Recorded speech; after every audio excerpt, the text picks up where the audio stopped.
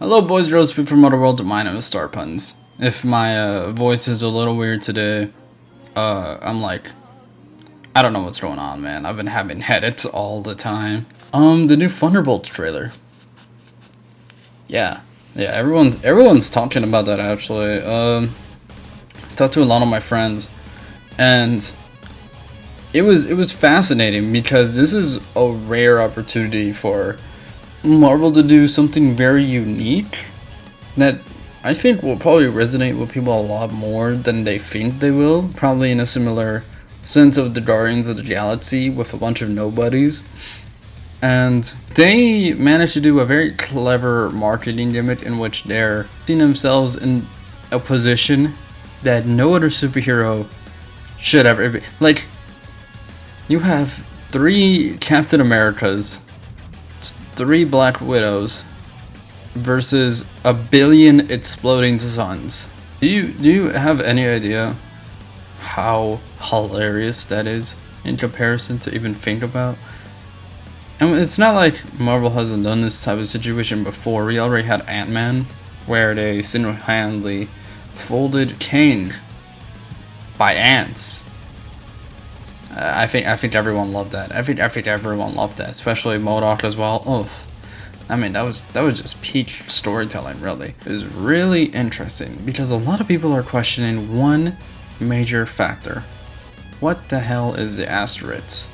That gimmick in itself has managed to put a lot of attention on this movie that I think is kind of overshadowing Captain America. What is the asterisk? What exactly are they trying to comb into the Marvel Universe?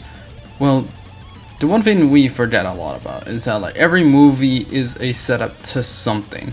Every movie designates an ending to the storyline that we're following. And we're almost at the end game again. Considering the filming for Avengers Doomsday is already going to start, we're going to be following a very prominent new step into the Marvel Universe. So what purpose does the Thunderbolts serve? We haven't had a lot of superhero teams as of recently. I know they're trying to set up the Young Avengers, but at this point, they dropped the ball in that and did it a little bit too late, considering they're all now going to be like 20, 25. Coming into the Marvel Universe, we haven't had any groundwork stated. Okay, we've had setup after setup after setup. And even when they don't set up anything, it's just a mini story in itself that only serves the purpose of one character. Nothing changes, that's the issue. So, especially in this new Captain America movie, it doesn't fill in any void. It just says Adamantium exists. There's gonna be X-Men. And they really tried pushing that in the beginning in the marketing using Tiamat, because everyone was complaining, oh, when are we ever gonna see the celestial body out of nowhere? But like, when you set up something that you don't even know the ending to, and then you have to retroactively fix it with another thing that isn't connected to it,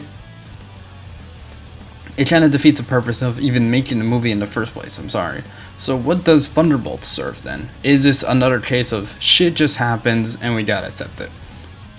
No. Into the next phases of the groundwork for the New York setting of superheroism. See, in the events of Infinity War, in the events from Civil War especially, they've been setting up this notion that the United States government, or governments across the globe in general, want to contain and control their own team due to the threats that are beyond our own capacity, and blame a lot of these superhuman individuals for the wars that they're having to fight now. Even though if they weren't there, we wouldn't have these problems, but I digress. And since the beginning, we've had to conjure up, well, where are the Avengers? Where are our teams? Who will defend us now? Because in the hands of the government, they're not really that good at protecting their places or their nations or their people whatsoever. Even in the case in which they've branded themselves their own Captain America, they realize, oh yeah, this isn't really a good idea. We cannot control these people. We just can't. because the government is realizing that the people are more powerful than just the bases of a few people in power. It's showcasing a new era in which humanity is weakened. Now you might be wondering, what does that even mean? Well, it sounds a little familiar now, doesn't it? Humans are weak. Humans are fragile to the state that they're in. They just came back from a 5-year death, and now they're facing gods and monsters that no one has ever seen before. So I think the Thunderbolts will lay the groundwork into a few things. Number one being the case in which we use X-Men racism. Now, I think it makes a very good case in which we explain as to why people care about one set of super individuals and not another, because they're all faced with this idea that superheroes have to be controlled, their powers have to be delegated, and they have to be mandated on strict border laws. Such is the case as even Sam Wilson when he was Falcon, in which he was sent on a covert mission and couldn't pass any territories. So the Thunderbolts sets up the general public eye of what are good heroes and what are bad heroes, right? Such as the case for Wilson Fisk, who is probably going to be outlawing vigilante justice as a whole. So yes, it'll explain as to the stupid question of why people are not racist against Spider-Man but will hate Wolverine the moment they save their lives. It's uncontrolled power that they're afraid of, and the Thunderbolts are served as a way to show that yes, we need to control these people. We, the people, are paying our money into these teams that are supposed to protect us. And if there are teams out there that are not delegated by any border laws, then we need to suppress them. Now, am I saying that's what we should do? Fuck no. I think the X-Men are awesome. They stand up for a lot of things. The second thing I think which is blending into the X-Men theory as a whole, is the fact that delegating these superheroed individuals will result in the Dark Avengers. Now, the asterisk as a whole, I think, is what is used to change the movie over time. And this reflects Sentry, the main villain. He's used in a lot of the prominent marketing material, and Sentry, which I recommend looking into his story, it would be an honor for it to even be on screen. It's a very complicated person and has always struggled with dual identities, with the wrongs and rights. And so, using the Void as a strong emphasis on why we need to delegate these superpowered individuals, such as the case for the X-Men theory, will make it so that Val being used as essentially the anti-Nick Fury to show distrust in the superhero community or people as a whole. While Nick Fury put all of his blind trust into a set of superpowered individuals, Val is showing how we can fully trust them if they set up the same regulations. Be known that even when they had Steve Rogers, he did not trust the government. And so having a team that is strict on trying to redeem themselves, such as U.S. Senator Bucky Barnes, former agent Yelena, they'd be willing to do anything in the face of the public to change what they see in them. So I think that's a really cool way of showing the Dark Avengers.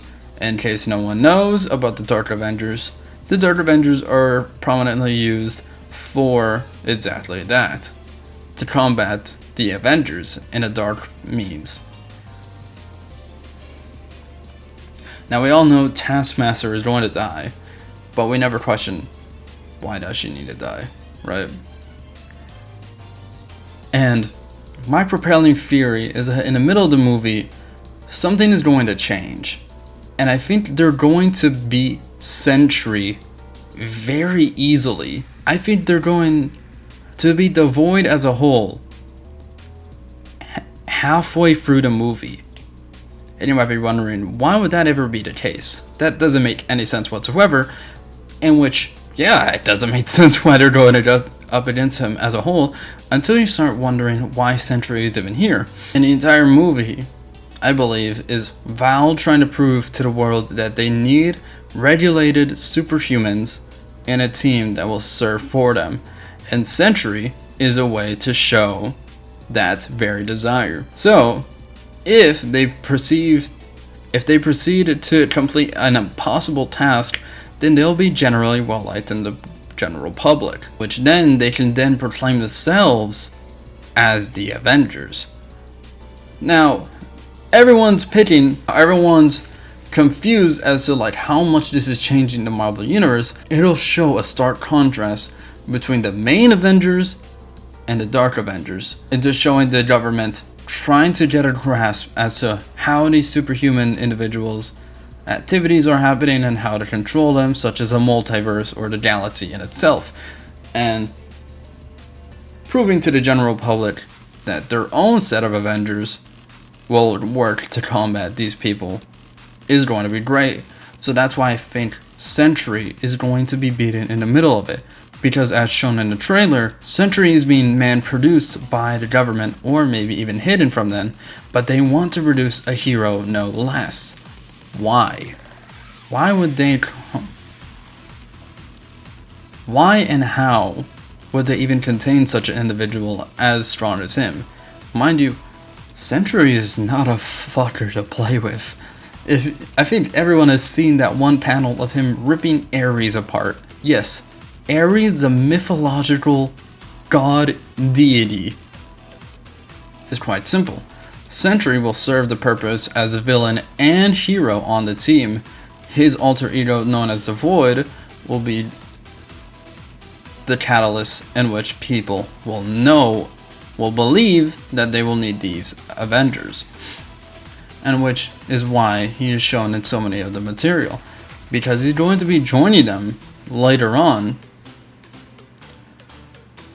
Look deeper into the trailer itself. Val is in the beginning of the Watchtower, in which we see our team trying to fight their way up to, but then she's mysteriously gone in the middle of it due to the presence of Sentry.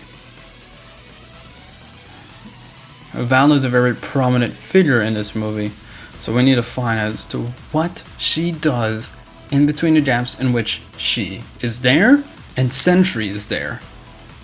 I honestly don't have the answer for that. I really don't. Either Sentry probably killed her, or Sentry just offed her away. We don't know, but it would be really weird for her to go away at such a prominent moment. So, in my conceded theory, I think she just let Sentry off on them.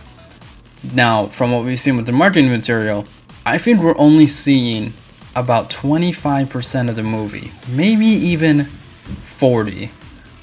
We already have a general grasp as to what the movie will be. Like, Yelena is going in to try and find the super serum contract to go and find Sentry, in which she is trapped within the same confines as Taskmaster and John Walker. John Walker prominently being told what to do by Val.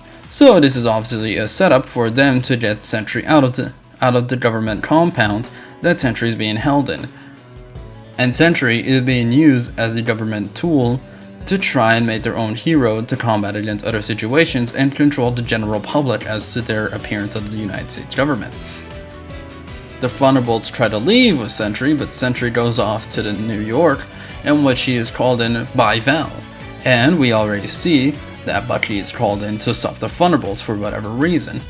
What were they hiding? And we already know Taskmaster dies at some point. So Sentry then proceeds to kill Taskmaster, right? So what did they obtain? Simple.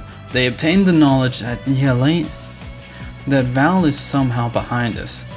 Bucky, being a U.S. senator and being shown to be in scenes with her and the government, is sent out to try and find them, to try and find clues, because he has his own suspicions regarding Val, but is also sent out by Val, in which he is sent there to confuse all of them and bring them all to one location. Bucky already knows about an ongoing threat as shown in the trailer and needs their help. So, why does he call them in specifically? We know he has a lot of friends he could call in. If a friend this big such as Sentry was a prominent deal, then he could call up literally everybody, but it doesn't seem like he's in it for Sentry. It seems like he's in it to try and prove himself. He's in it to try and assemble this team for Val, in which then Val uses the Void as a villain to prove their points, and then Sentry will come in to save them, in which Sentry will become essentially the new Captain America of the Dark Avengers, but the rest of the movie will be that. It'll be set up as the Thunderbolts becoming the Dark Avengers, trying to combat Sentry's control of the team, in which then he will actually set out the Void. But what do you guys think? I hope you all have a good day. My head, I don't know what's going on. I'm like sick or something. I don't know. Anyways, please subscribe. I think I'm gonna change my model and stuff soon, because I know it looks kind of crappy. I don't know. Y'all tell me how you like the set designs. Help, Mr. Cupid along, so